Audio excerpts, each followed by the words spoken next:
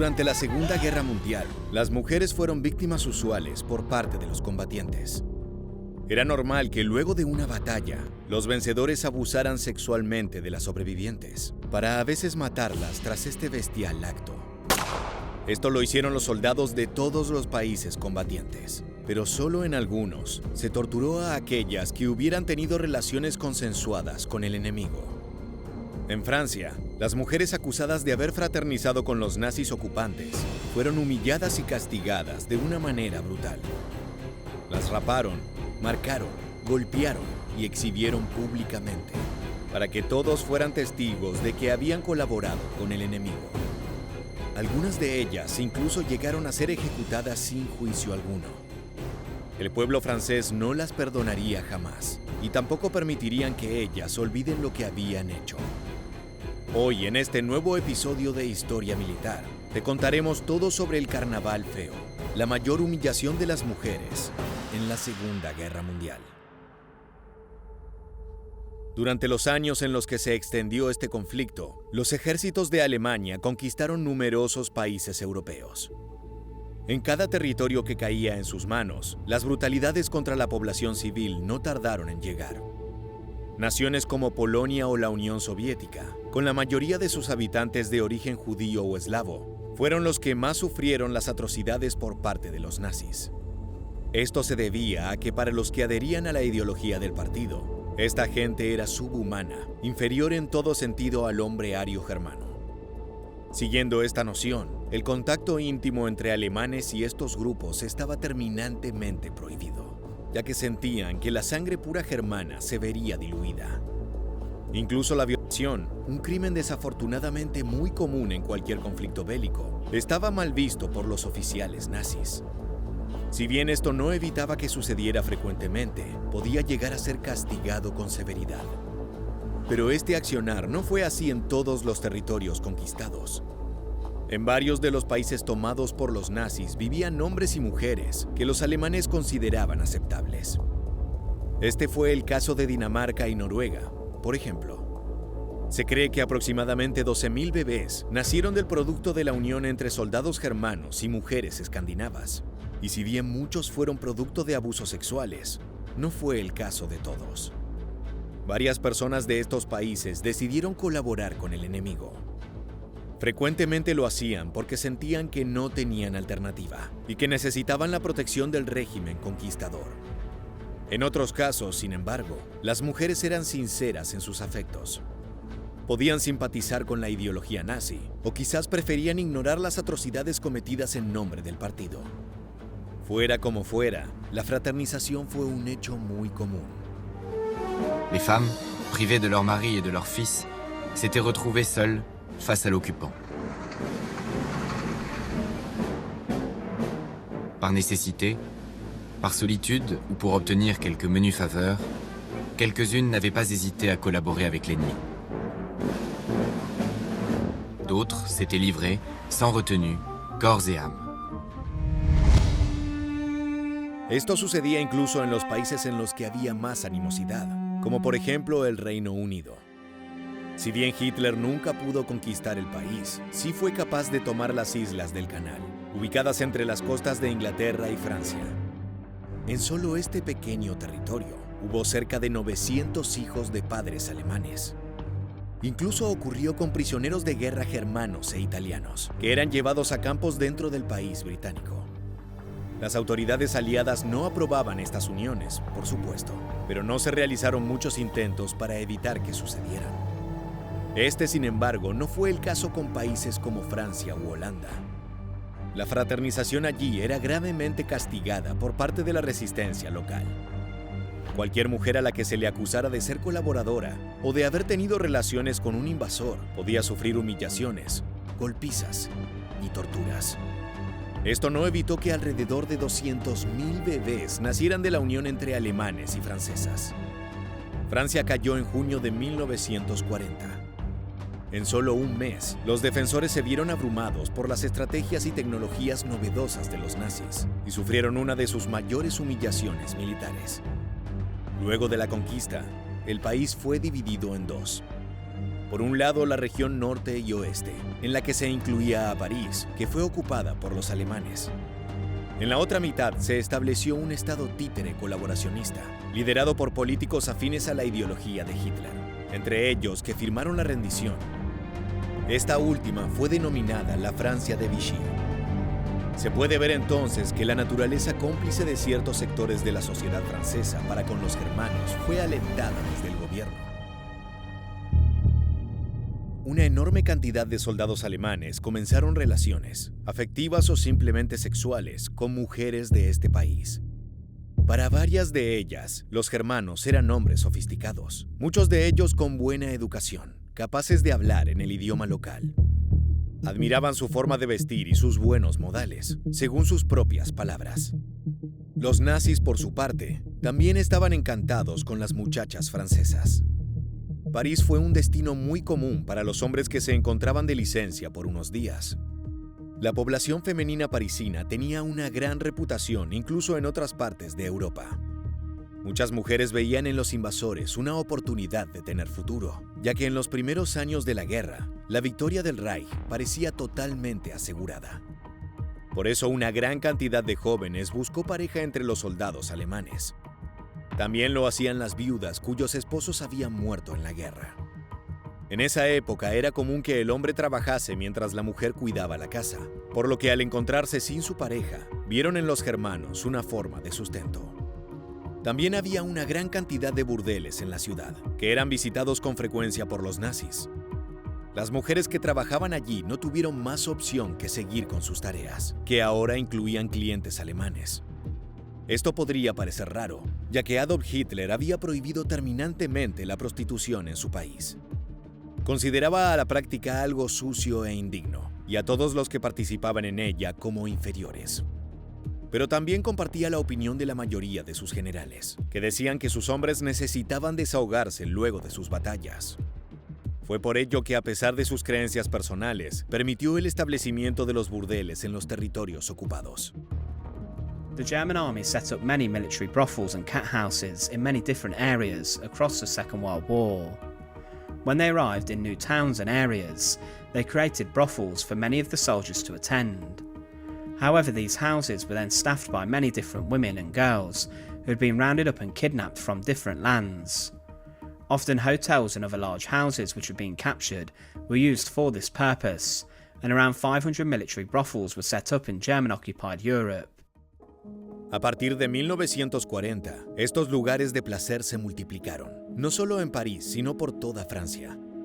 Los mismos soldados alemanes alentaban a la población a participar, ya que la cantidad de trabajadoras sexuales que había antes de su llegada era poca, pero en ese momento se había convertido en un método para sobrevivir la ocupación. Se cree que aproximadamente 10.000 mujeres se convirtieron en prostitutas, buscando una forma de ganarse el pan y de estar protegidas de las persecuciones políticas o sociales cometidas por los nazis.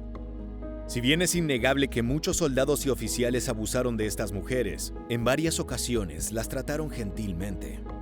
Algunos alemanes tenían incluso prostitutas favoritas, a las que les hacían regalos como ropa y carteras caras, y las llevaban a funciones de teatro y reuniones del partido.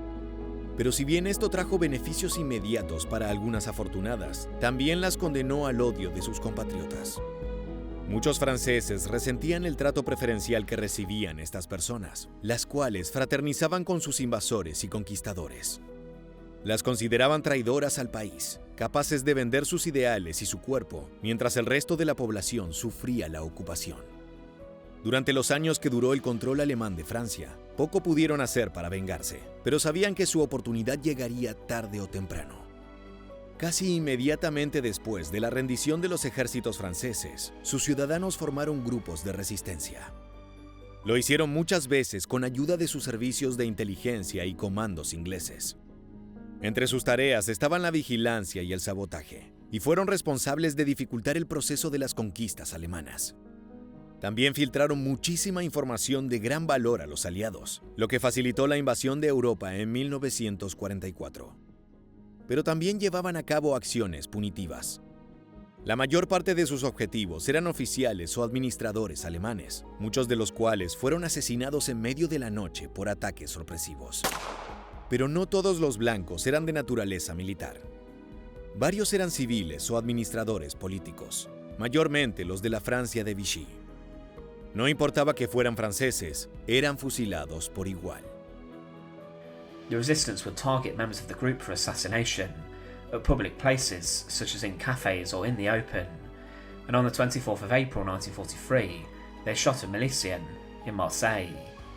Over the next few months, dozens have been killed and wounded in attacks, but the most prominent person killed by the resistance was Philippe Henriot, often referred to as the French Goebbels. He was killed inside of his apartment in the Ministry of Information in the early hours of the 28th of June 1944 by resistance members dressed as members of the milice. Otra de las víctimas de la venganza de la resistencia era cualquiera acusado de dormir con el enemigo. A esto se lo llamaba sarcásticamente colaboración horizontal. Y si bien no se solía castigar con la muerte, no por ello la pena era poco severa. Durante los años en que Francia estuvo en poder de Alemania, las acciones contra estas mujeres por parte de la resistencia no fueron tan numerosas.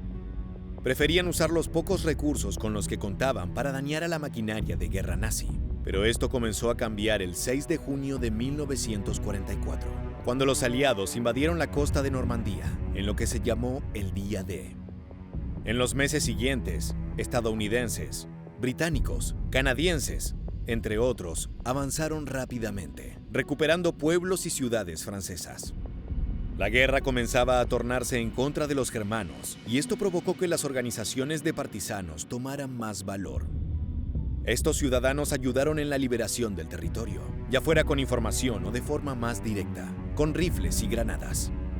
Incluso fueron los que comenzaron las acciones que culminarían en la expulsión de los nazis de París. Pero el júbilo que sentían luego de reconquistar poblados o ciudades frecuentemente se convertía en un sentimiento más oscuro. Si algún soldado alemán caía en manos de la resistencia, era común que fuera sometido a golpizas y torturas. Muchas veces, incluso, se llegaba a la ejecución sumaria. Ellos no lo veían como un asesinato, sino como el acto justo de acabar con un combatiente enemigo, perpetrador de crímenes hacia su patria. Lo mismo, sin embargo, sucedía con los colaboradores civiles. Varios políticos y administradores que ayudaron en la ocupación nazi fueron condenados a muerte y fusilados o colgados. De igual manera, las mujeres que habían dormido con los invasores no se salvaron. El odio que el pueblo francés había ido acumulando a lo largo de los años pudo finalmente ser liberado. Así es que ellas fueron sometidas a graves humillaciones, como se mencionó anteriormente. Esta práctica fue conocida como el Carnaval Feo. Enfrente de multitudes de miles de personas, las acusadas eran llevadas al medio de plazas públicas o fuera de edificios estatales. Allí, a la vista de todos, se les rapaba el pelo completamente. Esto se hacía de forma brutal, muchas veces con machetes o cuchillas, por lo que era casi inevitable que terminaran sangrando por heridas en su cuero cabelludo. Así pasaban a denominarse como femme tondue, que significa mujeres afeitadas. Este castigo es una práctica que se remonta a las épocas medievales. Aquellas acusadas de adulterio o de algún otro crimen considerado como femenino eran despojadas de su pelo, el que se veía como una característica seductora. De esta forma, a las mujeres de Francia se les quitaba la herramienta principal con la cual habían conseguido las ventajas de las que disfrutaron durante la ocupación. Algunas rogaban por clemencia mientras lloraban, y otras permanecían desafiantes frente a la multitud sedienta de venganza, pero todas sufrían el mismo destino. Las cabelleras solían quemarse en fogatas comunes, y el olor se podía percibir a kilómetros de distancia. Couper la chevelure d'une femme, c'est mutiler sa féminité, la déshumaniser. Parfois même, on improvise des tribunaux pour justifier la tonte. Les femmes ont beau essayer de se défendre devant cette justice populaire, peu importe qu'elles soient coupables ou non. Les jeux sont faits d'avance car il faut des victimes expiatoires. La moitié des femmes qui sont tondues ne le sont pas pour avoir couché avec les Allemands. Elles le sont pour d'autres formes de collaboration. Donc l'accusation de collaboration sexuelle ou horizontale n'est avérée que pour la moitié d'entre elles. Luego de que su pelo era cortado, se les obligaba a marchar por en medio de la gente, quienes nunca cesaban de insultarlas y escupirlas. Se les solía quitar la ropa, parcial o completamente, para aumentar el nivel de humillación. También recurrían a arrojarles comida podrida o incluso rocas, a veces hiriéndolas de gravedad. Era normal que fluyera la sangre, y algunas llegaron a morir por los golpes recibidos. Para que no quedaran dudas de su colaboración con los nazis, varias veces se les pintaba con lápiz labial una esvástica en la frente o en el cuerpo. En casos extremos, se llegaba a la brutalidad de rociarlas con alquitrán o marcarlas con hierros calientes, para que nunca pudieran borrarse la marca de su traición. Con el objetivo de que nadie quedara sin ver a las acusadas, también se las obligaba a pararse sobre camiones o carretas, los cuales eran conducidos lentamente por los pueblos. Sin embargo, no todos los que tomaron parte en humillar a estas mujeres fueron miembros de la resistencia. Algunos de los más vocales en las denuncias fueron personas que se habían mantenido al margen de la lucha. Para tapar esta falta de acción, ayudaron a someter a las muchachas a estas crueles torturas. Otros incluso habían sido ellos mismos colaboradores del régimen nazi. Usaban las humillaciones contra estas personas para camuflar su propia traición y así pasar desapercibidos. Los que fueron descubiertos eran rápidamente ajusticiados, pero otros lograron engañar al resto de los partisanos. Pero también podía ocurrir que la sed de venganza de los recién liberados se extendiera a personas cuya culpabilidad podía ser cuestionable. En el pueblo de Cherburgo, por ejemplo, un camión entero se llenó de adolescentes, muchas de las cuales ni siquiera entendían por qué estaban siendo castigadas. Algunas de ellas no habían tenido oportunidad de negarse a los avances sexuales de los soldados enemigos. Esto no le importó a la población francesa, que la sometió a las ya comunes torturas y humillaciones. Sucedió algo similar con las muchachas que trabajaron en burdeles, quienes podían llegar a ser forzadas a tener relaciones sexuales con los nazis. También a veces lo hacían ya que necesitaban garantizar la comida y medicina para ellas y sus familias. Nada de esto fue excusa suficiente para los partisanos franceses. El Carnaval Feo fue presenciado incontables veces por los soldados aliados mientras avanzaban por el territorio francés. Algunos de estos hombres, sin entender lo que estaba sucediendo, quisieron intervenir para salvar a las mujeres.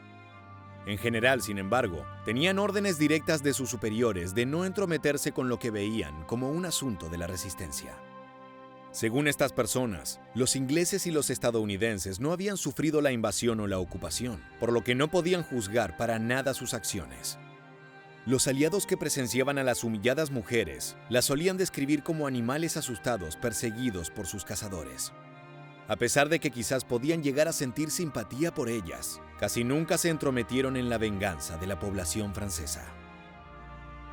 Pero el Carnaval Feo incluso fue sufrido por mujeres que nunca llegaron a acostarse con los soldados u oficiales nazis. Limpiadoras que simplemente habían trabajado en los cuarteles militares alemanes fueron a su vez rapadas, golpeadas y humilladas. Esto también les ocurrió a aquellas mujeres, en general solteras o viudas, que fueron obligadas a albergar germanos en sus casas. Todo esto era visto como colaboración con el enemigo y traición a la patria francesa. The ugly carnival continued, and one man who witnessed it claimed that, "I watched an open lorry drive past to the accompaniment of boos and catcalls from the French populace, with a dozen miserable women in the back, every hair on their heads shaved off. They were in tears, hanging their heads in shame. Whilst disgusted by this cruelty, I reflected that we British had not known invasion or occupation for some 900 years, so we were not the best judges." Estas prácticas, si bien fueron más frecuentes en este país, no fueron exclusivas del mismo. La población de otras naciones conquistadas por los nazis, como Bélgica y Países Bajos, también descargó su furia contra las mujeres luego de ser liberadas. Pero Francia fue en donde más común se volvió la fraternización y la colaboración horizontal, por lo que la mayoría de las víctimas provino de allí. No todos los miembros de la resistencia francesa aprobaban estas crueles prácticas. Algunos de sus líderes confrontaron a los llamados esquiladores, exigiendo que se las tratara humanamente. Siendo figuras de peso dentro de los partisanos, a veces eran capaces de convencer a la muchedumbre de liberar a la víctima, pero no podían estar en todos lados a la vez. Los carnavales duraron por meses, incluso luego de la rendición incondicional de Alemania. Como se dijo al inicio del video, el fruto de las uniones durante la ocupación muchas veces culminaron con el nacimiento de bebés. Algunos alemanes que sobrevivieron el fin de la guerra y la venganza de los partisanos volvieron con sus parejas francesas. En general, emigraban hacia Alemania, donde eran más aceptados, pero una gran cantidad de estos hijos quedaron sin padres, ya que muchos de ellos seguramente habían muerto en los campos de batalla o como prisioneros de guerra. Ahora, las mujeres debían criarlos mientras sus vecinos, e incluso su familia, los rechazaban. Los hijos e hijas de nazis sufrieron este estigma durante toda su niñez, y a veces se extendía también a su vida adulta. Llegamos al final del video y queremos preguntarte, ¿crees que estas mujeres merecían los tratos a las que fueron sometidas? Déjanos tu respuesta en la casilla de comentarios aquí debajo y no olvides suscribirte a nuestro canal para conocer muchos más sucesos militares que dejaron su huella en la historia.